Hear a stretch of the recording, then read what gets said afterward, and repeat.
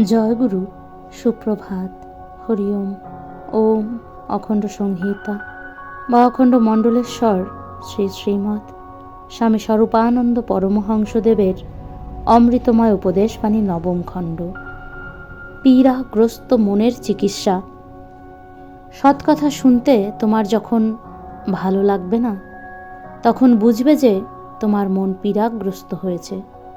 এই পীড়াগ্রস্ত মনকে রোগমুক্ত করার ঔষধি জানবে সৎকথা। ভূতেরা রাম নাম শুনতে পারে না, কিন্তু কাউকে যদি ভূতে ধরে তবে রাম নামই উচ্চারণ করতে হয়।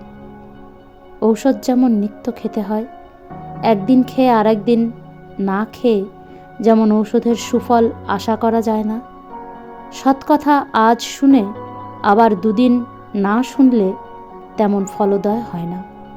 মন যখনই কুকথা, কুচিন্তা প্রভৃতির পক্ষে আসক্তি অনুভব করবে, তখনই সংকল্প করবে এবং ব্যবস্থা করবে যাতে প্রত্যহ নিয়মিত সৎকথা শোনা বা সদ্গ্রন্থ পাঠ সম্ভব হয়।